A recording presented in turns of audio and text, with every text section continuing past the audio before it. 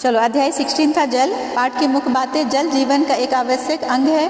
पृथ्वी का अधिक भाग समुद्र तथा महासागरों से घिरा है तथा पृथ्वी का 2/3 भाग जल से घिरा है। जब जल को गर्म करते हैं तो गर्मी पाकर जल वाष्प में बदल जाता है तथा इस क्रिया को वाष्पन कहते हैं तथा वाष्प पुनः ठंडा होकर जल में बदल जाता है। इस क्रिया को संघनन कहते हैं। कोई द्रव जितना अधिक गर्म होता है उसका वाष्पन उतनी ही तेजी से होता है। किसी द्रव की सतह की विस्तार का जितना बड़ा होता है उसका वाष्पन उतनी ही तेजी से होता है।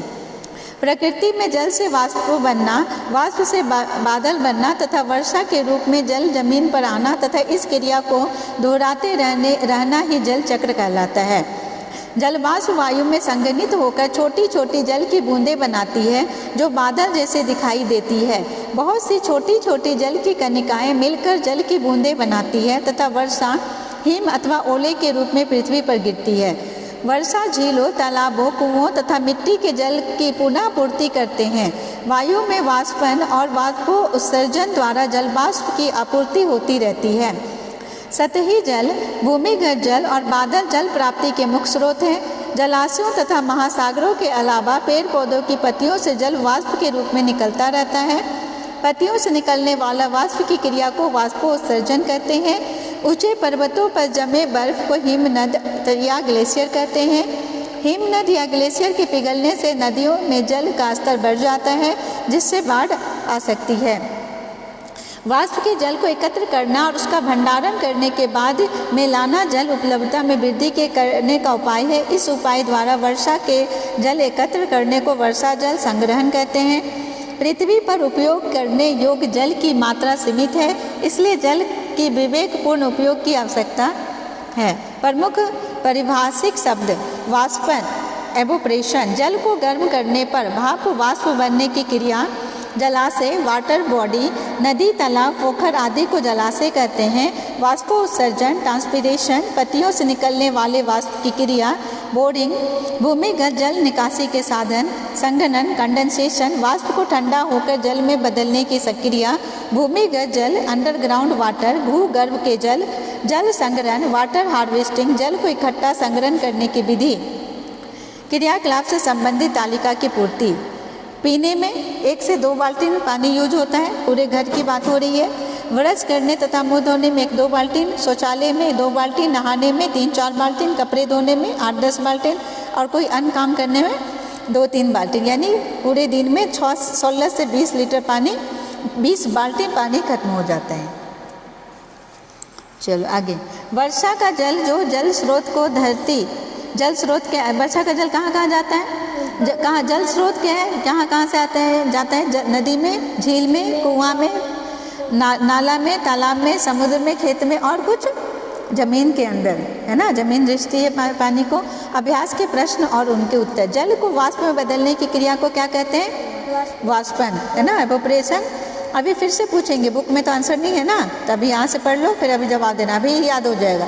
और इस बार तुम अच्छे से करोगे, पिछले बार वाला भी चैप्टर नहीं दिए हो तुम, ध्यान से सुनो। जलवाष्प को जल में बदलने की क्रिया को क्या कहते हैं? संघनन नहीं, जलवाष्प से बन जाएगा कंडेंसेशन, है ना। ये क्वेश्चन लिखा है ना अभी EVS वाले में भी तुम्हें। चलो, डैश होने 1 वर्ष या इससे अधिक समय तक वर्षा न होने से उस क्षेत्र में डैश होने की संभावना होती है। सुखाड़। अत्यधिक वर्षा से डैश आती है? बाढ़। निम्नलिखित में से प्रत्येक का संबंध क्या वाष्पन अथवा संघनन से है? गीले कपड़ों तथा इस्त्री करते समय भाप का ऊपर उठना किससे है? वाष्पन से है या संघनन से है? वाष्पन। गुड। सर्दियों में प्रातः काल कोहरे का दिखना? संघनन, कंडेंसेशन। गीले कपड़े से पोंछने के बाद श्यामपट्ट ब्लैक बोर्ड का कुछ समय बाद सूख जाना? वाष्पन, है ना, एवोपरेट हो रहा है। गर्म छड़ पर जल छिड़कने के साथ भाप भर के उड़ जाना? वाष्पन। बादल कैसे बनता है? दिन में सूर्य के ताप में, है ना, दिन में सूर्य के ताप से क्या होता है? वायु गर्म हो जाती है तथा जल वाष्प बनकर गर्म वायु के साथ ऊपर उठता है।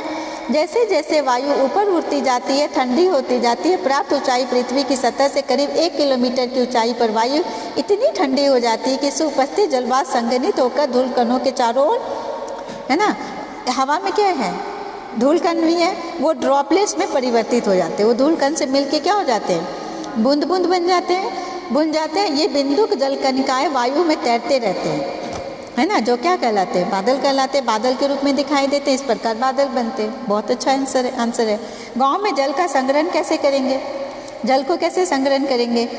गांव में घर प्रायः मिट्टी के कच्चे गारों पर बना होता है। उस पर खपरेल का झुका हुआ छत होता है। जब वर्षा होती है तो वर्षा का पानी छत के छानी तथा अथवा ओडी से गिरते रहते हैं। ओडी को कहीं कहीं ओहाडी भी कहते हैं। इसे ओडी में यूं आकार का लंबा बेलनाकार टीन के छानी लगाने से वर्षा के जल को छानी के बाहर से बहाकर जमीन के गड्ढों में जमा करके एकत्रित, है ना। छत जो होते हैं उसमें पाइप जैसा लगा देंगे और उस पाइप को नीचे एक गड्ढा कर देंगे, उसमें वहाँ पर सेट कर देंगे। तो जो पानी होगा वो कहाँ चले जाएगा? गड्ढे में चल जाएगा। या एक कोई बड़ा सा डब्बा रख देंगे तो उसमें पानी आएगा। उस पानी का फिर यूज कर सकते हैं, हम लोग प्रयोग कर सकते हैं, खेतों में डाल सकते हैं। टीन को छानने लगाने से वर्षा के जल को छानी से बहाकर जमीन के गड्ढों में जमा करके जल को एकत्रित किया जा सकता है। इस प्रकार गाँव में जल का संग्रहण कर उसका उपयोग में लाया जाता था। गांव के सभी लोग अपने अपने घरों में इस तरह का छानी लगाकर एक विशाल गड्ढा खोदकर जल का संग्रहण एक बड़े तालाब का निर्माण कर सकते हैं। वर्षा के मौसम में कपड़े जल्दी क्यों सूख जाते हैं? क्यों नहीं सूखते हैं? वर्षा के मौसम में नमी रहती है। वर्षा के दिनों में वायु में आर्द्रता बढ़ जाती है, यानी नमी बढ़ जाती है। साथ ही साथ शुष्क वायु की अपेक्षा आर्द्र वायु में जलवाष्प ग्रहण करने की क्षमता घट जाती है। समझ रहे हो? जब शुष्क वायु रहेगा और आर्द्र वाली वायु रहेगी तो उसमें जलवाष्प का वाष्पन होना क्या हो जाएगा? क्षमता घट जाएगी, जिससे वाष्पन की क्रिया बहुत धीमी धीमी होती है। यही कारण है कि वर्षा के दिनों में कपड़े जल्दी नहीं सूखते हैं। परीक्षा उपयोगी अन्य प्रश्न, अति लघु उत्तरीय प्रश्न। पृथ्वी का कितना भाग हिस्सा जल से घिरा है?